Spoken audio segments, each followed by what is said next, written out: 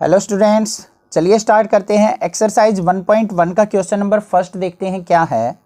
Is a zero rational number? क्या है कि जीरो हमारा रैशनल नंबर है या नहीं है। Can you write it in the form of p by Q where p and q are the integers and q not equal to zero. तो यहाँ पे क्या पूछा है, क्या हमारा जीरो एक रैशनल नंबर है और क्या आप उसको p बाई क्यू की फॉर्म में लिख सकते हो। अगर लिख सकते हो तो हमारे p और q क्या होने चाहिए, इंटीजर होने चाहिए, और q जो है equal to not equal to क्या होना चाहिए, जीरो। अब ये चीज़ हमने इंट्रोडक्शन में सीखी थी कि हमारा रैशनल नंबर जो होता है वो p बाई क्यू की फॉर्म में होता है।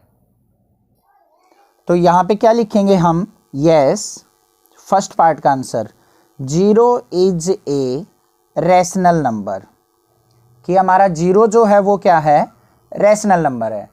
फिर क्या है, can you write it in the form of p by Q. Yes भी हम इसको p बाई क्यू की फॉर्म में लिख सकते हैं। देखो जीरो को हम 0/1 की फॉर्म में लिख सकते हैं, क्लियर है, आंसर जीरो ही आना है। 0/2 लिख दो तब भी जीरो आना है, 0/4 लिख दो तब भी जीरो आना है। तो p बाई क्यू की फॉर्म में हो गया हमारा। यस लिखेंगे, यस वी कैन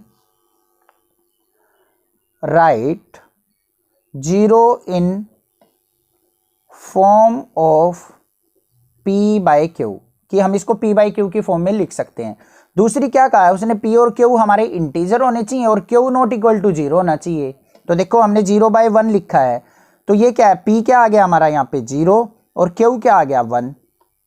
तो q not equal to zero है, मतलब जीरो तो नहीं है ना हमारा यहाँ पे, और p इक्वल टू जीरो है, और दोनों के दोनों हमारे क्या है, इंटीजर भी हैं। तो हमने यहाँ पे सारी की सारी कंडीशंस अपनी सेटिस्फाई कर दी। देखो ध्यान से, उसने क्या कहा है, p and q are integer, p की वैल्यू जीरो थी, q की वैल्यू 1, दोनों के दोनों इंटीजर हैं, ठीक है। उसके बाद q जो है वो जीरो नहीं होना चाहिए, q यहाँ पे जीरो नहीं है हमारा, तो हमने इसको लिख दिया p बाई क्यू की फॉर्म में।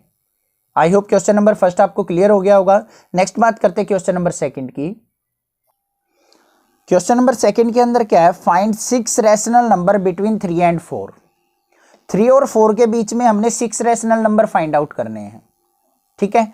तो अब इसका सिंपल सा तरीका होता है, देखो 3 और 4 के बीच में वैसे तो हमें कोई नंबर दिख नहीं रहा है, क्योंकि 3 के बाद तो सीधा डायरेक्ट 4 आता है। अब हमने तो यहाँ पे 6 रैशनल नंबर फाइंड आउट करने हैं। अब यहाँ पे इस तरीके के क्वेश्चन में क्या करते हैं, सभी के लिए सेम कंसेप्ट है। 6 रैशनल नंबर निकालने हो, 7 निकालने हो, 8 निकालने हो, कुछ भी निकालने हो, हमने क्या करना है, बस यहाँ पे ध्यान से देखेंगे, वी कैन राइट जो हमारा 3 है उसको क्या करो, कितने नंबर फाइंड आउट करने हैं, 6 में एक नंबर ऐड कर लो, 6 प्लस क्या हो गया 1, 7 हो गया। तो इसको 3 को क्या कर दो, 7 से मल्टीप्लाई और 7 से ही डिवाइड कर लो। दूसरा नंबर क्या है 4 को भी सेम करो, 4 को मल्टीप्लाई कर दो 7 से डिवाइड बाय 7। तो नंबर देखो क्या बन गया, 7 3 जा 21/7, ये क्या बन गया 7 4 जा 28/7। अब 21/7 और 28/7 के बीच के नंबर हम इजीली लिख सकते हैं। तो 21/7 के बाद क्या आता है, 22/7, 23/7, 24/7, 25/7, 26/7, 27/7।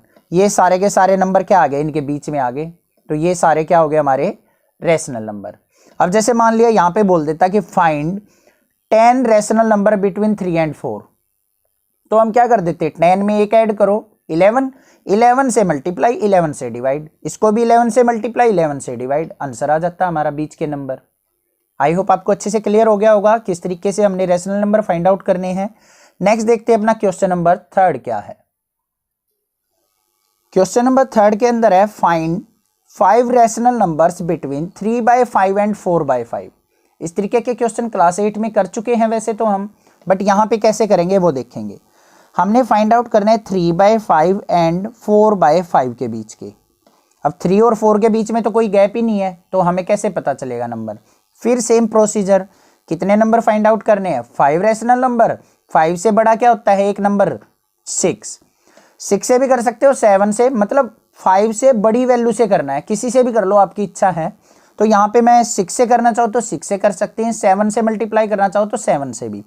तो हमारा 3/5 जो होगा वो क्या बन जाएगा, 3 को 6 से मल्टीप्लाई, 5 को भी 6 से मल्टीप्लाई, तो क्या बन गया 6 3 जा 18 अपॉन में 6 5 जा 30 नंबर बन गया ये। नेक्स्ट नंबर था हमारा 4/5, इसको भी क्या करो 6 से मल्टीप्लाई, नीचे वाले को भी 6 से मल्टीप्लाई, 4 6 जा 24 अपॉन में 6 5 जा 30। अब 18 और 24 के बीच में नंबर क्या क्या हमारे, 18 के बाद क्या आएगा 19/30, 20/30, 21/30, 22/30 और 23/30। ये सब इन नंबर्स के बीच में आ गए। तो ये क्या बन गया हमारे 5 rational number between these numbers. दूसरा किसी और से मल्टीप्लाई करना चाहो, देखो मान लिया आप 8 से मल्टीप्लाई करना चाहते हो, तो 3/5 को क्या करो 8 से मल्टीप्लाई 8 से डिवाइड, 8 3 जा क्या हो गया 24 अपॉन में 8 5 जा क्या हो गया 40। क्लियर है। 4/5 को भी क्या करेंगे सेम नंबर से मल्टीप्लाई, सेम से ही डिवाइड, 8 4 जा क्या आ गया 32 और 8 5 जा 40। तो 24/40 से लेके 32/40 तक कितने नंबर हो गए 25/40, 26/40, 27, 28, 29, 31/40 तक। ये बहुत सारे नंबर हो गए। ये भी हमारा आंसर ठीक है, ये भी आंसर ठीक है। 7 से मल्टीप्लाई कर देते तब भी बीच के नंबर आ जाते, वो भी आंसर ठीक होता। तो जी चाहे जिससे कर दो, बस ये देखो 5 रैशनल नंबर फाइंड आउट करने तो उससे एक बड़ी वैल्यू से कर दो। क्लियर है। आपको एक चीज का ध्यान रखना है, इनके डिनोमिनेटर सेम होने चाहिए, तभी हम इस प्रोसीजर को फॉलो करेंगे। अदरवाइज पहले हमने डिनोमिनेटर को इक्वल बनाना होता है। इस तरीके का क्वेश्चन हमारा देखते हैं। क्वेश्चन नंबर 4 क्या है। क्वेश्चन नंबर 4 से पहले अगर मान लिया इस तरीके से आ जाता 3/4 और 4/5 के बीच में रैशनल नंबर फाइंड आउट करो। देखो अब यहाँ पे डिनोमिनेटर 4 है, यहाँ पे 5 है, अलग अलग आ जाए तो क्या करेंगे, इनको इक्वल बनाने के लिए क्या करेंगे हम, ये 3/4 है तो यहाँ पे क्या करेंगे 5 से मल्टीप्लाई, नीचे भी 4 वाले को 5 से मल्टीप्लाई, मतलब 4 5 जा क्या हो जाएगा हमारा 20। अब इसको भी डिनोमिनेटर में 20 बनाना है तो क्या करेंगे 4 × 4 5 × 4। तो ये देखो क्या आ गया 3 5 जा 15/5 4 जा 20 और ये क्या आ गया 4 4 जा 16/5 4 जा 20। देखो बेस सेम बन गया हमारा। क्लियर है।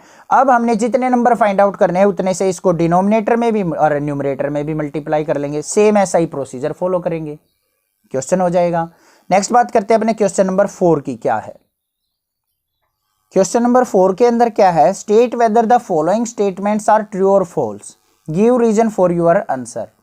हमारे पास 3 क्वेश्चंस गिवन है, उनको हमने ट्रू फॉल्स देखना है कि ट्रू है या फॉल्स है, और उनके हमने क्या करने हैं यहाँ पे रीजंस देखने हैं।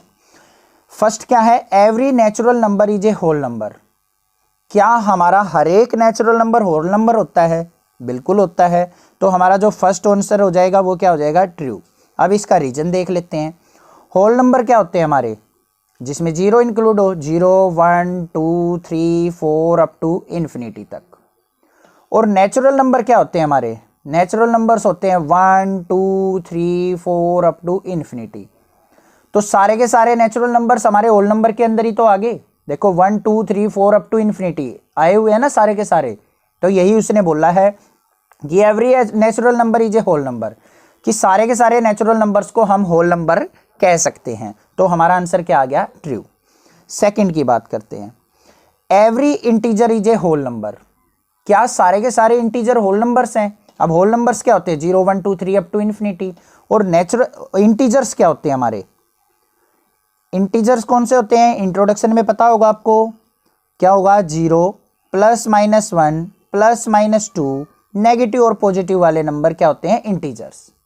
अब देखो सारे के सारे इंटीजर हमारे होल नंबर हैं या नहीं हैं, पॉजिटिव वाले तो हैं बट नेगेटिव नंबर तो होल नंबर के अंदर नहीं है। तो हमारा आंसर क्या हो जाएगा फॉल्स, क्योंकि -1 -2 -3 माइनस इन्फिनिटी तक यहाँ पे नंबर नहीं है। तो हमारा आंसर क्या आ जाएगा सेकंड वाले का फॉल्स। अब बात करते हैं थर्ड वाले की, every rational number is a whole number.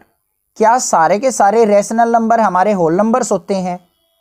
तो यहां पे भी क्या हो जाएगा हमारा फॉल्स हो जाएगा। अब रैशनल नंबर क्या होते हैं हमारे p/q की फॉर्म में, यही तो होते हैं रैशनल नंबर। तो जैसे 2/3 है, 2/3 क्या हमारा रैशनल नंबर, बट ये होल नंबर में तो नहीं है।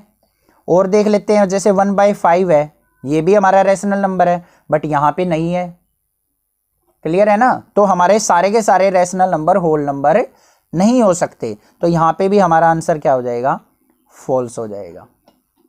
आई होप आपको अच्छे से क्लियर हो गया है। ये क्वेश्चंस आपको तब क्लियर होंगे जब आपने इंट्रोडक्शन अच्छे से सीखा होगा, वहां से आपने real number, natural number, integer, whole numbers, इनके बारे में अच्छे से आपको नॉलेज होगी। और उनकी नॉलेज होनी आपको कंपलसरी है, क्योंकि सभी क्लासेज के अंदर जो फर्स्ट चैप्टर है वो रिलेटेड टू नंबर्स ही है, और कोई भी पूछ सकता है। दूसरी चीज, मैथ आपको प्रैक्टिस से आएगा, खाली पढ़ने से या वीडियो देखने से आपको मैथ नहीं आएगा। आपको क्वेश्चंस को सोल्व करके देखना पड़ेगा, कंसेप्ट क्लियर करने हैं, समझ के करोगे मैथ बिल्कुल भी नहीं भूलोगे, बहुत इजीली आप कर पाओगे। और रट्टा मारने की कोशिश की तो बिल्कुल भी मैथ आप नहीं कर पाओगे, ये गारंटी है। ठीक है, आपको अगर वीडियो अच्छी लगी हो तो कमेंट करके बताएं, लाइक करें, सब्सक्राइब करें चैनल को, और अपने क्लासमेट्स को जरूर चैनल के बारे में बताएं। Thank you students for watching this video. Thanks.